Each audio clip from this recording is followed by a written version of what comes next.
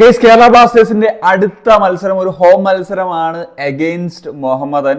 നമുക്കറിയാം നിലവിലത്തെ സാഹചര്യം എന്തൊക്കെയാണ്, എങ്ങനെയൊക്കെയാണ് നിൽക്കുന്നത് എന്നുള്ളത്. എന്നാൽ അതിനേക്കാൾ മോശം സാഹചര്യത്തിലൂടെ പോകുന്ന ഒരു ടീമാണ് മുഹമ്മദൻ എന്നുള്ളത് മറ്റൊരു വസ്തുതയാണ്. സോ നമുക്ക് ഈ സീസണിൽ ജയിക്കാൻ പറ്റുന്നൊരു രണ്ട് ടീമിൻ്റെ പേര് പറഞ്ഞാൽ അതിൽ രണ്ട് പേര് ഒന്നായിരിക്കും മുഹമ്മദൻ. പക്ഷേ അതിലൊന്നായിരുന്നു ഞാൻ കൽപ്പിച്ചിരുന്ന ഹൈദരാബാദ്. പക്ഷേ അവരെ നമ്മുടെ ഹോമിൽ ഒന്ന് പഞ്ഞിക്കിട്ടിട്ട് പോയി. എന്താണെങ്കിലും മുഹമ്മദൻ ആ ഒരു കാര്യം ചെയ്യുമോ എന്നുള്ളത് നോക്കണം. എന്താണെങ്കിലും എവേ പോയി മുഹമ്മദനെ കേരള ബ്ലാസ്റ്റേഴ്സ് പരാജയപ്പെടുത്തിയിരുന്നു. ഇപ്പം പോയിന്റ് ടേബിൾ നോക്കുമ്പോൾ നമുക്കറിയാം 12 മത്സരങ്ങളിൽ നിന്ന് 11 പോയിന്റോടെ നമ്മൾ 10ാം സ്ഥാനത്താണെങ്കിൽ അവർ 5 പോയിന്റോടെ 11 മത്സരങ്ങളിൽ നിന്ന് 13ാം സ്ഥാനം, അതായത് പോയിന്റ് ടേബിളിൽ ഏറ്റവും താഴെയാണ് നിൽക്കുന്നത് എന്നുള്ളതാണ് ഏറ്റവും പ്രധാനമായിട്ടും പറയേണ്ടത്. കേരള ബ്ലാസ്റ്റേഴ്സിന് നിലവിലെ സാഹചര്യം അറിയാലോ.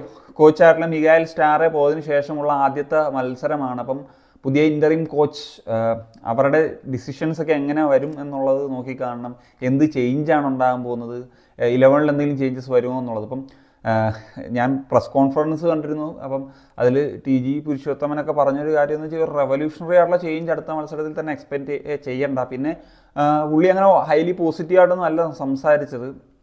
സോ നന്നായിട്ട് വർക്ക് ചെയ്യുന്നു, വരും എന്നൊക്കെ ഉള്ള പ്രതീക്ഷിക്കുക. പിന്നെ മുഹമ്മദൻ നമുക്ക് തിരിച്ചു വരാനുള്ള സാധ്യതയുള്ളൊരു മത്സരമാണെന്ന് ചോദിച്ചപ്പോൾ പോലും പുള്ളി അതിനൊരു ഹൈലി ഹോപ്പായിട്ടൊന്നും പറഞ്ഞില്ല. പക്ഷേ ലൂണ പറഞ്ഞ ഒരു കാര്യം എന്ന് വെച്ച് കഴിഞ്ഞാൽ നമുക്ക് തിരിച്ചു വരാൻ പറ്റിയിട്ട് മാച്ചാണെന്നുള്ള തരത്തിലേക്ക് അദ്ദേഹത്തിൻ്റെ ഒരു പരാമർശമൊക്കെ ഉണ്ടായിരുന്നു.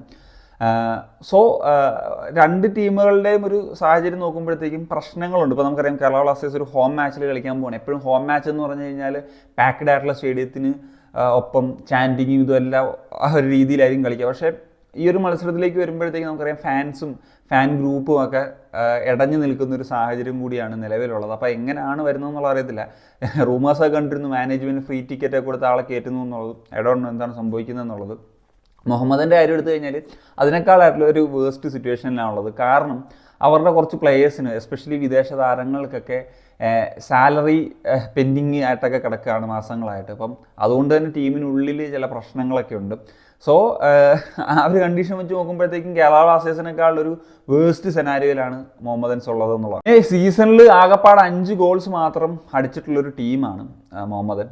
നമ്മുടെ കാര്യം എടുത്തു കഴിഞ്ഞാൽ നമുക്കറിയാമല്ലോ, നമ്മൾ നിരന്തരമായിട്ട് ഗോൾ വഴങ്ങിക്കൊടുക്കുന്നൊരു ടീമാണ്. അപ്പം ഗോളടിക്കാൻ ബുദ്ധിമുട്ടുള്ളൊരു ടീമിനെതിരെ കളിക്കുമ്പോൾ ആ ഒരു അഡ്വാൻറ്റേജ് നമുക്ക് വേണേൽ പറയാം. പക്ഷേ ഈ 5 ഗോളുകളിൽ 11 മത്സരങ്ങളിൽ നിന്ന് 5 ഗോളുകളിൽ ഒന്നടിച്ചത് കേരള ബ്ലാസ്റ്റേഴ്സിനെതിരെയാണ് എന്നുള്ളതും മറ്റൊരു ഫാക്റ്റായിട്ട് നമുക്ക് പറയാവുന്നതാണ്.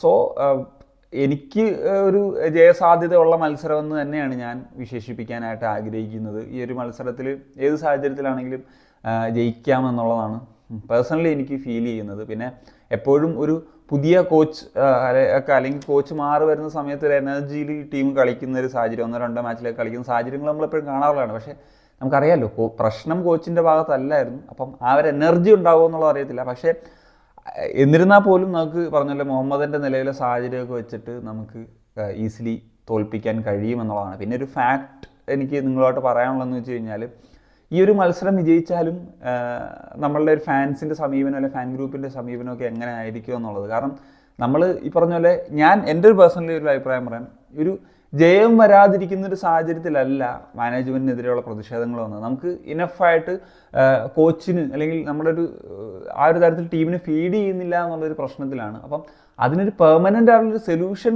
കണ്ടെത്തുക എന്നുള്ളതാണ് ഇതിൽ ഏറ്റവും പ്രധാനപ്പെട്ട ഒരു ഫാക്ടറായിട്ട് നിൽക്കുന്നത്. ഗൈസ്, പിന്നെ ഒരു കാര്യം എന്ന് വെച്ച് കഴിഞ്ഞാൽ 1-2 പേരൊക്കെ ഇങ്ങനെ വീഡിയോയുടെ അടിയിൽ കമൻറ്റ് ഇടാറുണ്ട്, നീ ഒരു നെഗറ്റീവ് വിളിയാണ്, എപ്പോഴും നെഗറ്റീവായിട്ടുള്ള കാര്യങ്ങൾ മാത്രമേ പറയുള്ളൂ എന്നുള്ളത്. സത്യം പറയല്ലോ, ലൈഫിൽ എല്ലാ കാര്യങ്ങളും വളരെ പോസിറ്റീവ് ആസ്പെക്റ്റിൽ ചിന്തിക്കണം എന്നാഗ്രഹിക്കുന്ന ഒരാളാണ് ഞാൻ. പക്ഷേ അൺഫോർച്ചുനേറ്റ്ലി ഓർ ഫോർച്ചുനേറ്റ്ലി ഞാനൊരു കേരള ബ്ലാസ്റ്റേഴ്സിൻ്റെ ആരാധകനായി പോയി.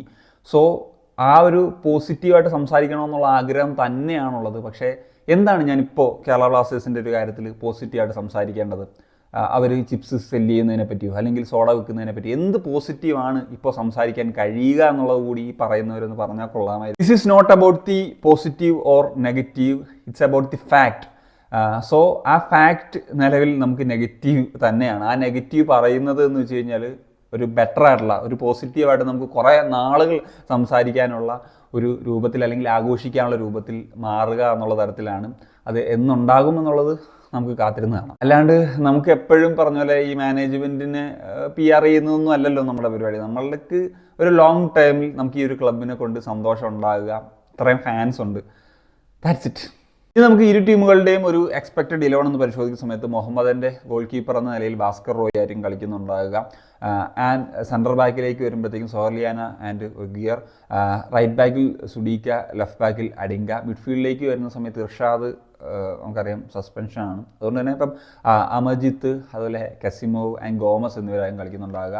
അതുപോലെ അറ്റാക്കിങ്ങിലേക്ക് വരുന്ന സമയത്ത് രംസംഗ, ഫനായി, ഫ്രാങ്കെ ആയിരിക്കും കളിക്കുക. ഇനി കേരള ബ്ലാസ്റ്റേഴ്സിലേക്ക് വരുമ്പോഴത്തേക്കും എന്ത് ചേഞ്ച് ആയിരിക്കും, ഇനി ഒരു 5 അറ്റ് ദി ബാക്കിൽ കളിക്കും, ഒരു 4 അറ്റ് ദി ബാക്കിൽ കളിക്കുമോ എന്നുള്ളത് അറിയത്തില്ല. എന്നാലും ഞാൻ എക്സ്പെക്ട് ചെയ്യുന്നൊരു 4-3-3 ഫോർമേഷനിൽ കളിക്കുക എന്നുള്ളതാണ്. ഗോൾ കീപ്പർ എന്ന നിലയിൽ സച്ചിൻ സുരേഷ്, ഡിഫൻസിൽ നിലോസ് ആൻഡ് പ്രീതം, റൈറ്റിൽ സന്ദീപ്, ലെഫ്റ്റിലേക്ക് വരുമ്പോഴത്തേക്കും നവോച്ച സിംഗ്, ആൻഡ് മിഡ്ഫീൽഡിലേക്ക് വരുമ്പോഴത്തേക്കും ഫ്രെഡി, ഡാനിഷ് ആൻഡ് ലൂണ, ലെഫ്റ്റിൽ നോവ, റൈറ്റിൽ കോറു സിംഗ്, സെൻട്രൽ ഫോർവേഡ് എന്ന നിലയിലേക്ക് വരുമ്പോഴത്തേക്കും ഹെസൂസ് ഹിമെനസ്. ഇതാണ് എക്സ്പെക്ട് ചെയ്യുന്നത്. നിങ്ങളെന്താണ് ഈ ഒരു മത്സരത്തിൽ എക്സ്പെക്ട് ചെയ്യുന്നുള്ളത്? തീർച്ചയായിട്ടും കമ്പോസിൻ്റെ മറ്റൊരു കാണിക്കാൻ സെനിയോ.